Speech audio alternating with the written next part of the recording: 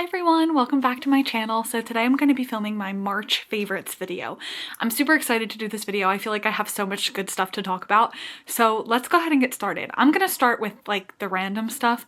We'll get to the books, but those will be last. I know that's probably why we're all here is the books, but let's first talk about some other stuff that I want to talk about. The first thing is this combination. This is the EOS Shea Better 24-hour moisture body lotion in the scent Vanilla Cashmere. Super important. Vanilla Cashmere is the best scent. It smells like literal heaven on earth.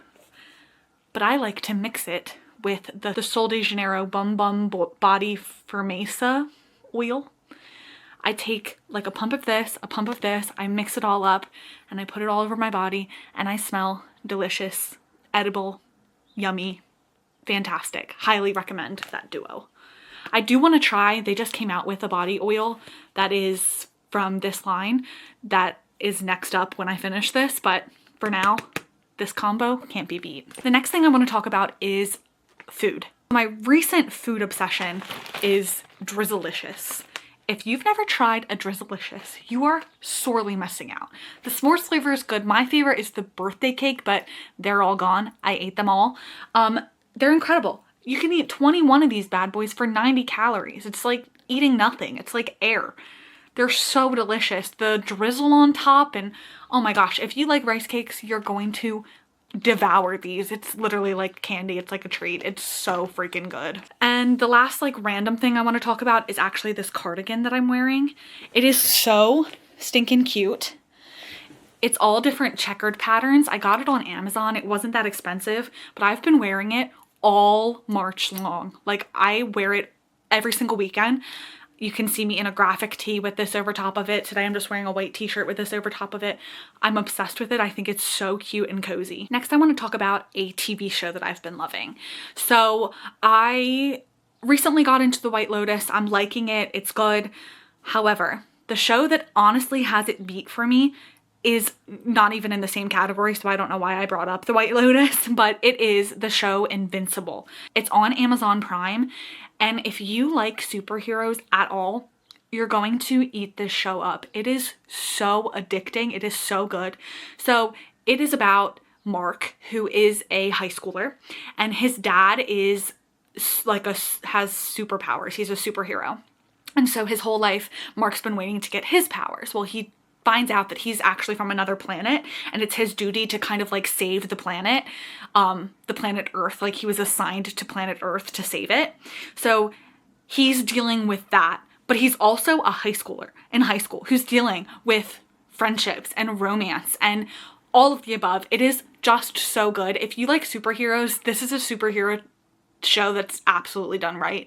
It is so good. It's so addicting. I highly recommend it.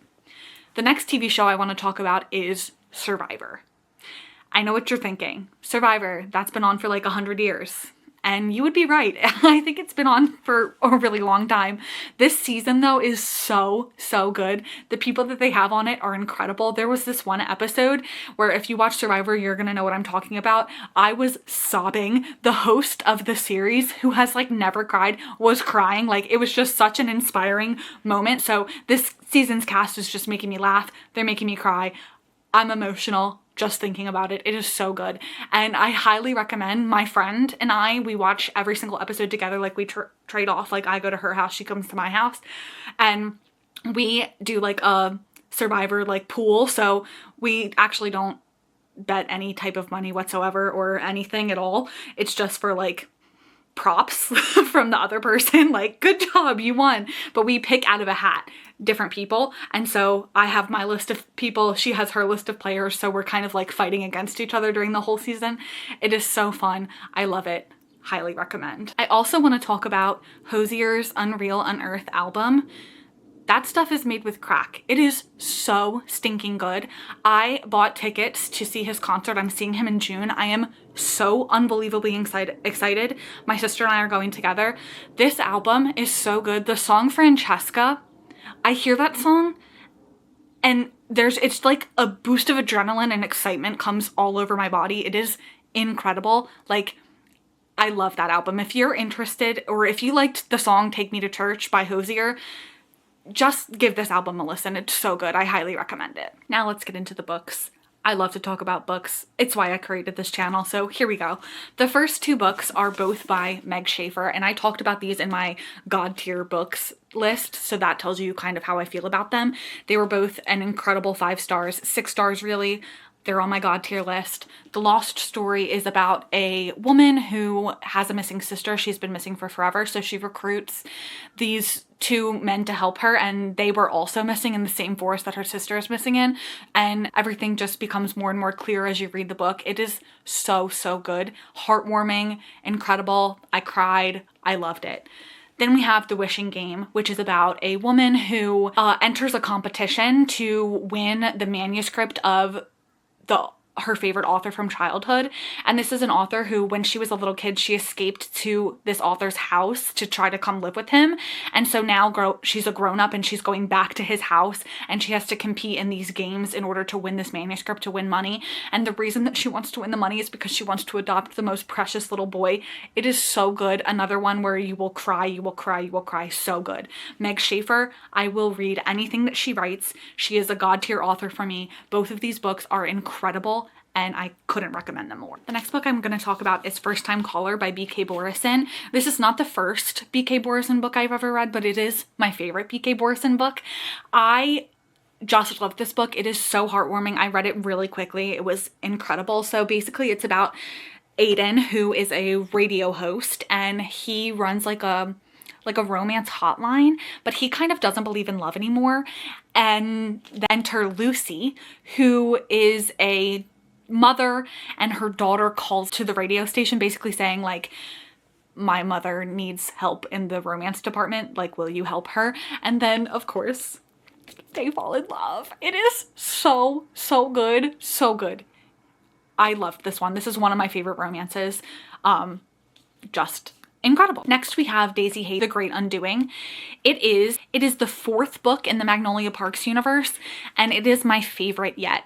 I adore this book, and I'll tell you something, I was kind of a Daisy Haites hater. Like, I liked her, obviously, what's not to like? She's like the most normal one in the whole entire series, but I was much more of a Magnolia girl until I read this freaking book. This one, just so good. The drama.